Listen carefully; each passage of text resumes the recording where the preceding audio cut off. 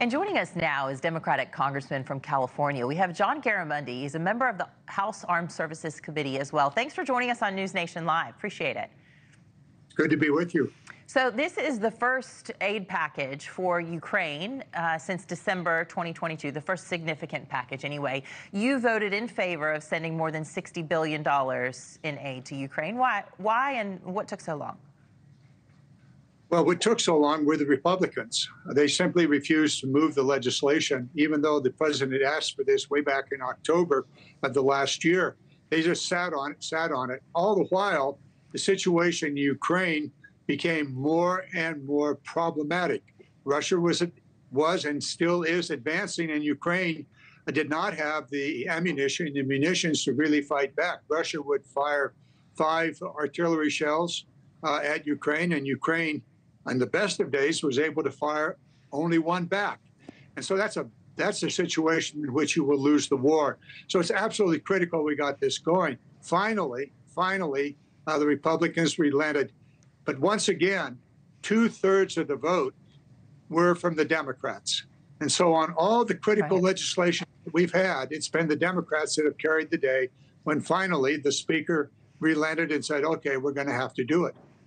Yes, and we saw even several Democrats waving Ukrainian flags, which was poo-pooed a bit, but they feel like this was a big victory for them. The Republicans, you mentioned, holding this up, but their beef with this is saying that our border right now, our southern border, really needs some help. Republicans have been critical of these bills, and they're very frustrated. We have a full screen we can show you from an interview with Fox News. The National Border Patrol Council President Brandon Judd said, quote, "We are beyond disappointed that the House would give aid to secure the borders of foreign countries, but gave nothing to allow the Border Patrol to secure the safety of the United States.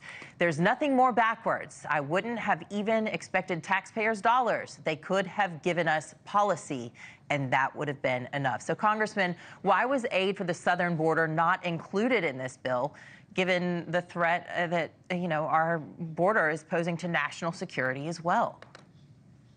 Former President Trump does not want a solution to the border. There was a serious bipartisan compromise in the Senate that was in the process of moving out of the Senate over to the House. And Trump said, no, don't do it. And it collapsed. President Biden has put forth a very, very strong border security measure that would triple the number of agents in the organization that you just cited and provide for additional border security, including fences. Again, the Republicans refused to take that up. Instead, they did move a very troublesome border security bill out of the House yesterday. We'll see what comes to that. Bottom line of this is the Democrats want a rational, reasonable border security that provides for all of the necessary things that we need to do on the border, including dealing with the amnesty issue. So we'll have to get on with that. We'll see if we can get that done. We are very pleased that we're able to get these national security issues done. It's extremely important, not just for Ukraine and for Israel, but for the humanitarian aid and also a clear message to China, don't mess with Taiwan.